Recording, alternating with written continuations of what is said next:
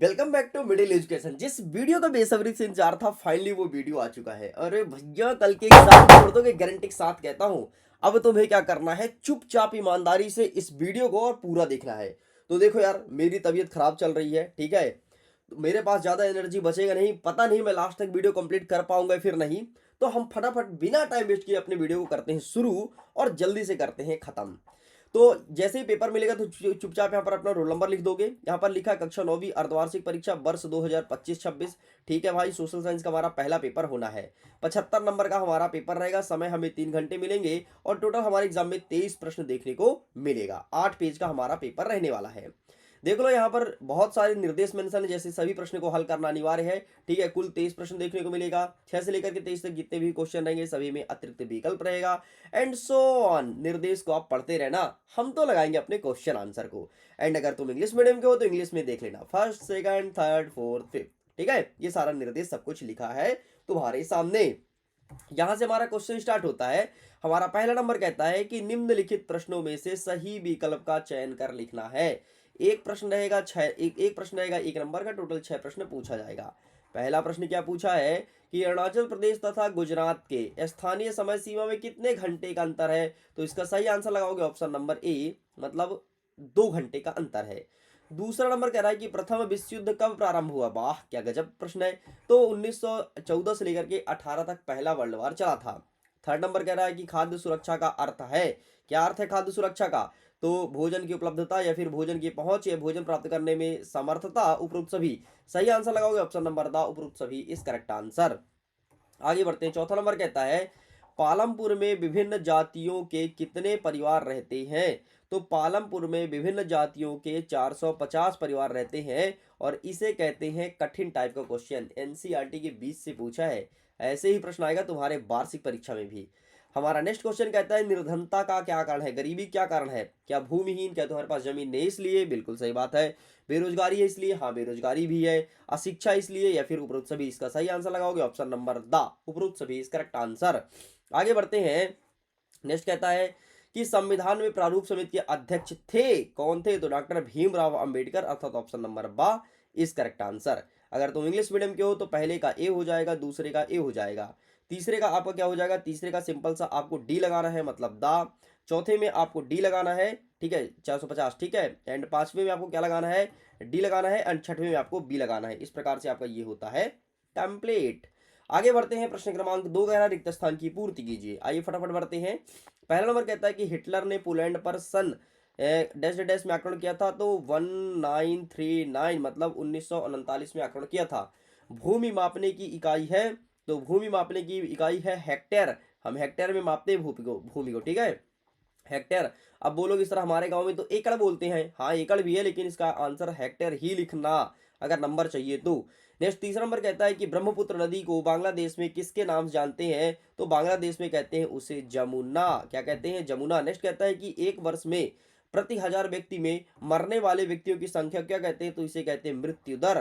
तो यहाँ पर आपको लिखना है मृत्यु दर, ठीक है। चलो फटाफट कवर करते हैं। नेक्स्ट क्वेश्चन कहता है कि लोकतंत्र जनता का, जनता के लिए जनता के द्वारा शासन, यह कथन किसका है। तो अमेरिका के राष्ट्रपति थे अब्राहम लिंकन। अच्छा, कितने नंबर के राष्ट्रपति थे, किसी को पता है क्या। अब्राहम लिंकन, ठीक है। यहाँ पर राइटिंग थोड़ी खराब आ रही है क्योंकि ये पेन टैब जिससे मैं लिख रहा हूँ वो एक दिन गिर गया था, खराब हो गया है। लेकिन टेंशन की कोई बात नहीं, नया पेन टैब मेरे पास आ चुका है, ठीक है। अब मुझे जल्दी से वीडियो बनाना था क्योंकि अभी अभी ये मेरे पास आया है। तो मैं सोचा अभी चलो पुराने वाला काम चलाता हूँ, कल से आपको बेहतरीन हैंड राइटिंग देखने को मिलेगी, ठीक है। नेक्स्ट कहता है गंगा नदी का उद्गम स्थल कहाँ है। तो गंगोत्री है, ठीक है। गंगोत्री लिख करके आना। गंगा नदी कहाँ से निकलती है, गंगोत्री से निकलती है। सेम क्वेश्चन इंग्लिश में है, अगर आप इंग्लिश मीडियम के हैं तो देख लीजिए। तीसरा नंबर कह रहा है कि सही जोड़ी का मिलान करो। इसमें पहला नंबर कह रहा है कि गैर कृषि क्रिया। तो इसका सही आंसर क्या लगाएंगे, डेयरी, ठीक है। पहली जनगणना कब हुई थी। तो ये हुई थी 1872 में। नेक्स्ट कह रहा है कि रवि खूनी रविवार की घटना। तो इसका सही आंसर लगाना है 1905। नेक्स्ट कह रहा है कि राष्ट्रीय मतदान दिवस। तो इसका सही आंसर लगाना है 25 जनवरी। नेक्स्ट कह रहा है काल बैसाखी। तो इसका सही आंसर लगाएंगे आप पश्चिम बंगाल। नेक्स्ट कह रहा है कि जर्मन गुप्तचर पुलिस। तो इसका सही आंसर लगाएंगे आप गेस्टूपो, ठीक है। इस प्रकार से कंप्लीट होता है हमारा सही जोड़ी। अगर एक इंग्लिश मीडियम के हो तो प्लीज इंग्लिश में स्क्रीनशॉट ले लो, इंग्लिश को अच्छे से पढ़ते रहिएगा। आगे बढ़ते हैं, प्रश्न नंबर 4 कह रहा है निम्नलिखित प्रश्नों का उत्तर एक शब्द या एक वाक्य में देना है। पहला नंबर कहता है कि किसके नेतृत्व में खूनी रविवार को मजदूरों का जुलूस विंटर पैलेस पहुंचा था? तो फादर गैपेन के नेतृत्व में। ठीक है, इनका नाम क्या था? फादर गैपेन, गेपेन, इनके नेतृत्व में पहुंचा था। नेक्स्ट कहता है कि गेहूं क्रांति के नाम से डाक टिकट किसने जारी किया था? तो भारत सरकार ने जारी किया था। किसने? भारत सरकार ने, इंडियन गवर्नमेंट। ठीक, तो यहाँ लिखोगे भारत सरकार। मैं बोलते जाता हूँ इसीलिए भाई, क्योंकि मुझे पता है कि इसमें हैंड राइटिंग अच्छी नहीं आ रही है, कोई बात नहीं। डेमोक्रेसी शब्द की उत्पत्ति किस भाषा से हुई है? तो यूनानी भाषा से। ठीक है, तो यहाँ पर लिखना है यूनानी, यूनानी भाषा से। नेक्स्ट कहता है सबसे अधिक लोकसभा की सीट वाला राज्य कौन सा है? तो यूपी, उत्तर प्रदेश है। नेक्स्ट कहता है कि भारत में सबसे बड़ी मीठे पानी की झील कौन सी है? तो यहाँ पर लिखना है आपको वुलर झील। ठीक है, वुलर झील, वुलर झील हो गया।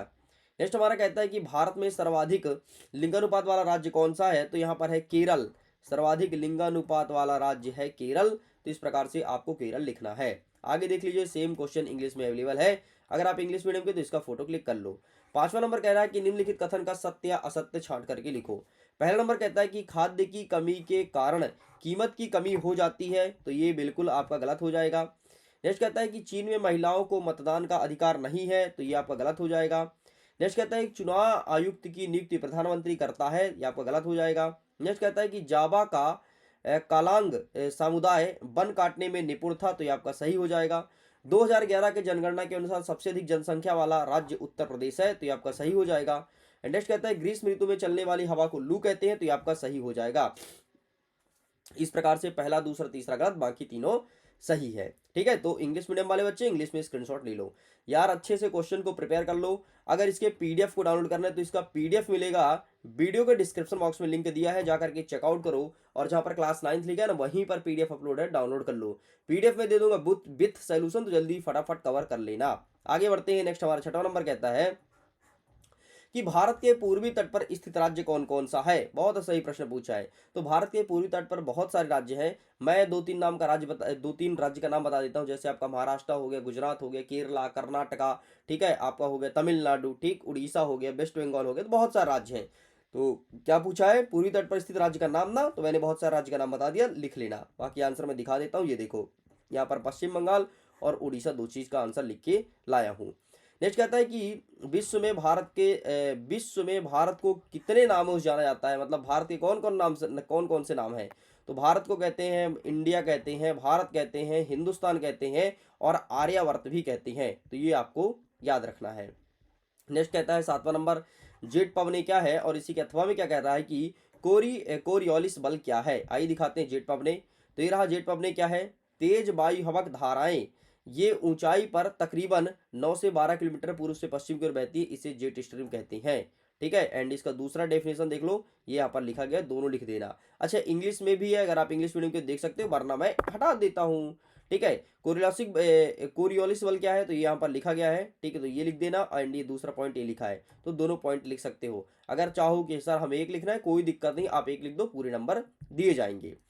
क्योंकि प्रश्न भी 2 नंबर का है ना यार, ये समझो। अगर 4 नंबर का होता, 3 नंबर का होता, तो दोनों पॉइंट लिखते, इसलिए मैं कह रहा हूँ। नेक्स्ट हमारा कह रहा है 8वां नंबर, सर्फगंधा और तुलसी का एक एक औषधि उपयोग बताना है। और अथवा में कह रहा है कि भारत के 2 जीव मंडल निश्चय क्षेत्र का नाम बताइए। तो ये रहा तुम्हारे सामने सर्फगंधा और तुलसी का यूज। सबसे पहले सर्फगंधा के बारे में लिखा गया है कि उच्च रक्तचाप, मतलब किसी का अगर खून बहुत ज्यादा, ब्लड प्रेशर हाई होने लगे ना, तो इसका यूज किया जाता है। एंड तुलसी का यूज सर्दी जुकाम में, जैसे अभी मुझे है ना, तो मैं तुलसी का यूज करता हूँ। ठीक, तो इसका यूज किया जाता है सर्दी जुकाम, खांसी, इम्यूनिटी बढ़ाने के लिए। इसलिए तुलसी के 4 पत्ते डेली खाने चाहिए। चलो भाई, आगे बढ़ते हैं। नेक्स्ट 9वां नंबर कहता है कि मैंग्रोव वन की 2 विशेषताएं लिखो। और अथवा क्या कह रहा है? उष्णकटिबंधीय पर्णपाती वन की 2 विशेषताएं। आइए दिखाते हैं आपको विशेषताएं। तो अच्छा, जीव मंडल निश्चय क्षेत्र मैंने दिखाया क्या आपको? तो ये इसका आंसर लिखा गया है। ठीक है, ये देख लेना। चलो, तो ये रहा मैंग्रोव वन की विशेषताएं। ठीक, तो ये रहा पहला विशेषता है, लवण सहिष्णुता होती है और विशेष जड़ प्रणाली होती है, मतलब इसमें लवण अधिक पाई जाती है और जड़ भी पाई जाती है। अब उष्णकटिबंधीय पर्णपाती वन की, तो ऋतु के अनुसार पत्तियां झड़ती है और मिश्रित विविधता व मध्य ऊंचाई के पेड़। ठीक, तो ये चीज तुम्हें लिखना है। आगे बढ़ता है 10वां नंबर की तरफ, गिलोटिन क्या है? और इसी का कहता है फ्रांस में लुई सोलवा के एक समय खजाना खाली होने का क्या कारण था, 2 कारण लिखना है। तो ये रहा गिलोटिन क्या है, ठीक है। तो ये गिलोटिन तुम्हें लिख देना है यहाँ तक। और अथवन क्या कह रहा है लुई सोलह के बारे में, तो ये रहा पहला पॉइंट और ये रहा दूसरा पॉइंट, बस इतना तुम्हें लिख करके चले आना है। आगे बढ़ते हैं। नेक्स्ट कह रहा है प्रश्न क्रमांक 11, स्टालिन का सामूहिकरण कार्यक्रम क्या था। और ये प्रथम कह रहा है कि बोल्शेविक ने अक्टूबर क्रांति के बाद कौन कौन से प्रमुख परिवर्तन किए, कोई 2 लिखना है। आओ देखते हैं फटाफट इसका आंसर क्या होगा। ये रहा सबसे पहले स्टालिन वाला, ठीक है, तो यहाँ से लिख करके यहाँ तक कंप्लीट करना है। एंड ये रहा अक्टूबर क्रांति, तो ये पहला और दूसरा पॉइंट ये तुम्हें लिखना है। आगे बढ़ते हैं। नेक्स्ट कह रहा है 12 नंबर कि युद्ध से जंगल क्यों प्रभावित होते हैं। और अथवा कह रहा है कि वैज्ञानिक वानिकी क्या है। आइए देखते हैं युद्ध से जंगल क्यों प्रभावित होते हैं। ये 2 कारण है, ठीक है, 2 कारण लिख देना। एंड वानिकी वैज्ञानिक वानिकी ये रहा तुम्हारे सामने। भाई फटाफट देख लो, फटाफट स्क्रीनशॉट ले लो, ठीक है। कभी वीडियो बंद हो सकता है क्योंकि बहुत ज़्यादा दिक्कत हो रही है मुझे वीडियो बनाने में, पता है आप लोग के एग्जाम का सवाल है इसलिए मैं वीडियो बना रहा हूँ, नहीं सच कह रहा हूँ मैं वीडियो कभी नहीं बनाता क्योंकि मेरी बहुत ज़्यादा तबीयत खराब है यार। मैं कैसे भी करके वीडियोस बना रहा हूँ ताकि तुम्हारा भला हो सके, है ना। 13 नंबर क्या कह रहा है वैश्य मताधिकार क्या होता है। और अथवा में कह रहा है कि लोकतंत्र के पक्ष में तर्क दीजिए। आइए दिखाते हैं वैश्य मताधिकार। ये रहा भैया, 18 साल की उम्र पार कर लोगे तो तुम्हें वोट डालने का अधिकार होगा, ठीक है। और लोकतंत्र के पक्ष की 2 तर्क, इसलिए मैं ज़्यादा नहीं समझा पा रहा हूँ, पता है मैं समझाने की कोशिश करता हूँ, वैसे मेरे सिर में बहुत दर्द स्टार्ट होने हो जाता है। 14 नंबर कहता है कि रंग भेद से आप क्या समझते हैं। और अथवा कह रहा है कि संविधान क्या है। आइए दिखाते हैं। तो ये रहा रंग भेद भाई साहब, इसका स्क्रीनशॉट ले लो। एंड ये रहा संविधान क्या है, छोटा सा आंसर है, 2 नंबर का आंसर है, तो 2 नंबर के हिसाब से हमें लिखना है। चलो आगे 15 नंबर कहता है कि सांसद कितने सदन होते हैं, उनका नाम लिखो। तो 2 सदन होते हैं, लोकसभा राज्यसभा। अर्थों कहता है कि गठबंधन की सरकार क्या है। आइए दिखा देते हैं, आंसर तो दिखाना बनता है। ये रहा संसद के 2 सदन होते हैं, लोकसभा राज्यसभा, ठीक है। और गठबंधन सरकार का ये रहा आंसर, तो आप इसका भी फोटो क्लिक कर लो। चलो आगे बढ़ते हैं। आर्थिक और गैर आर्थिक क्रियाओं में क्या अंतर है, तो ये मैं आपके लिए होमवर्क दे रहा हूँ, ठीक है, इसका आंसर मैं नहीं दिखाऊंगा। और अथवा क्या कहता है कि सर्व शिक्षा अभियान से आप क्या समझते हैं। तो ये रहा आपके सामने सर्व शिक्षा अभियान, ठीक, तो आप इसका भी फोटो क्लिक कर लीजिए। चलो जी आगे बढ़ते हैं। 17 नंबर कह रहा है कि जापान एक विकसित देश है, क्यों। और यहीं पर अथवा कहता है कि मानव पूंजी निर्माण में शिक्षा की क्या भूमिका है। तो ये रहा जापान एक विकसित देश है, क्यों, जापान में क्या क्या टेक्नोलॉजी है, ये सब देख लो। और अथवा वाला देख लो, मानव वाला, ठीक, तो आप इसका भी स्क्रीनशॉट ले लीजिए। चलो आगे बढ़ते हैं। 18 नंबर कहता है कि भुवन पोर्टल पर टिप्पणी करना है, लिखना है। और अथवा कह रहा है कि भारत में मानक समय की आवश्यकता होती है, क्यों। तो आइए ये दिखाते हैं भुवन पोर्टल पर टिप्पणी, ये तीनों टिप्पणी लिख देना। 3 नंबर का प्रश्न स्टार्ट हो गया है। और मानक समय की आवश्यकता क्यों है, ठीक है, तो ये रहा, इसका भी स्क्रीनशॉट ले लो। चलो भाई आगे बढ़ते हैं। 19 नंबर कहता है कि अपराधी जनजाति अधिनियम को समझाइए। और इसके अथवा कह रहा है कि रायका समुदाय की जीवन शैली कैसी थी। तो ये रहा, ठीक है, अपराधी जनजाति अधिनियम, तो ये तुम्हें लिखना है, तीनों पॉइंट, 3 नंबर का प्रश्न है। और ये रहा रायका समुदाय वाला, तो आप इसका भी स्क्रीनशॉट ले लीजिए। चलो आगे 19 नंबर कहता है राष्ट्रपति पद के लिए क्या क्या योग्यताएं हैं। अगर तुम्हें राष्ट्रपति बनना है तो क्या करना चाहिए। तो पहले तुम 35 साल के हो तो जाओ, तो राष्ट्रपति बनोगे। और अथवा क्या कह रहा है कि भारत में मंत्री कितने प्रकार के होते हैं। आइए दिखाते हैं राष्ट्रपति बनने के लिए योग्यताएं।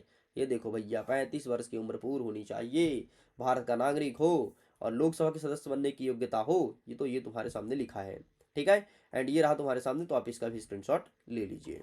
चलो इस प्रकार से ये होता है कंप्लीट। आगे बढ़ते हैं। नेक्स्ट हमारा क्या कह रहा है कि भारत के मानचित्र में दिखाना है, दिखा दूंगा यार अभी, ठीक है, तो इसे छोड़ते हैं। 22 नंबर देख लेते हैं कि संविधान द्वारा नागरिकों को कौन कौन से मौलिक अधिकार दिए गए हैं, किन्हीं 4 को समझाना है। आइए फटाफट देख लेते हैं मेरे भाई। ये देखो, ये चारों मौलिक अधिकार यहाँ पर लिखा गया है, ठीक है। पहला समानता, दूसरा स्वतंत्रता, तीसरा शोषण और चौथा धार्मिक स्वतंत्रता, ठीक, तो ये तुम्हें लिख के चले आना है, ठीक। अथवा क्या कहता है समानता के अधिकार को समझाइए, है ना, अब अलग से बताना है समानता, तो ये रहा समानता। एंड इस प्रकार से तुम्हें इसके 4 पॉइंट लिखना ही पड़ेगा, तभी जाकर के नंबर मिलेगा। नेक्स्ट हमारा 23वां नंबर कहता है कि भारत में अंतरराज्यीय निर्धनता में विभिन्नता के कारण बताना है। और यहीं पर अथवा क्या कह रहा है कि रोजगार ग्रामीण गारंटी की प्रमुख विशेषताएं बतानी है। तो ये देख लो फटाफट इसका आंसर 23वें नंबर का। एंड ये रहा 23वें का अथवा, ठीक, तो इस प्रकार से तुम्हें चिपका देना है। इस प्रकार से स्टूडेंट, जैसे कि मैंने प्रॉमिस किया था कि 1 से लेकर के पूरा पूरा आंसर दिखाऊंगा, मैंने आपको दिखाया, कंप्लीट भी कराया। आप देख सकते हैं पूरा प्रश्न पत्र हमारा कंप्लीट हो चुका है, A to Z। एक एक क्वेश्चन को अच्छे से रट मारना। मैं फिर से बोलता हूं, अगर तुम मेरे से निवेदन करवाओगे तो मैं निवेदन करके बोलता हूं कि अच्छे से रट मारना। अगर ये तुमने नहीं रटा तो लिटरली तुम्हें कल के पेपर में रोना पड़ सकता है, दुखी होना पड़ सकता है। ओके स्टूडेंट, तो मैं करता हूँ वीडियो को। Thanks for watching. अच्छा, नक्शा बच गया यार, सेट, हाँ भाई देख ले। आओ मैं एक काम करता हूँ, मैप लेके आता हूँ, ठीक है 1 सेकंड थोड़ी रुकिएगा जरा, मैप करा दूँ यार, मैप तो इम्पोर्टेंट है। कोई भी मुझे सड़ा सा मैप भी मिल जाएगा तो मैं उसमें से तुम्हें बता दूंगा कौन कहाँ पे स्थित है। आई मीन सड़ा सा नहीं, थोड़ा ठीक ठाक ढूंढ लूँगा। अरे क्या है ना, थोड़ी तबीयत ख़राब है, इस वजह से बहुत दिक्कत होती है। नहीं तो मैं तो भाई तुम्हें इतने अच्छे से पढ़ा देता, क्योंकि ये मेरा फेवरेट सब्जेक्ट है यार, और फेवरेट सब्जेक्ट के दिन ही मेरी तबीयत ख़राब हो गई। चल भाई ये रहा, इसका मैं कलर चेंज कर दूं क्या? इसका मैं कलर चेंज कर देता हूँ, ये कलर ठीक। चलो देखो, सबसे पहले कहता है अन्नाई मुडी। अन्नाई मुडी कहाँ पे है? तो पेन ले आता हूँ, अन्नाई मुडी, ठीक है, यहाँ पर है आपका अन्नाई मुडी, यहाँ पर दिखाना है आपको अन्नाई मुडी, ठीक, यहाँ पर दिखाना है अन्नाई मुडी। नेक्स्ट कहता है केटू, तो केटू आपका यहाँ पर है। नेक्स्ट कहता है आपका भारतीय मरुस्थल, तो डेजर्ट यहाँ पर है। नेक्स्ट कहता है चिल्का झील, उड़ीसा में है, यहाँ पर। ले भाई स्क्रीनशॉट ले ले, लिख देना। नेक्स्ट क्या क्या कह रहा है, नेक्स्ट क्या कह रहा है कि भारत के मानचित्र में दिखाना है ना अगेन, तो यहाँ पर भारत का मानचित्र मैं बता देता हूँ यहीं पर, ठीक है। चलो इसको मैं इरेज करता हूँ, यहीं पर मैं बता देता हूँ, समझ जाना है। पहले वाले की स्क्रीनशॉट ले लो, चलो दूसरा लिख देखना। सबसे पहले कहते हैं नर्मदा नदी, ठीक है भाई मैंने बहा दी नर्मदा नदी। नर्मदा नदी बहती है मध्य प्रदेश के बीचों बीच से, ये ठीक है नर्मदा नदी। दूसरा कहता है कर्क रेखा, कर्क रेखा एकदम ये बात, कर्क रेखा, ठीक है। नेक्स्ट कहता है कोरोमंडल तट, हाँ कोरोमंडल तट इधर है, ये रहा कोरोमंडल तट।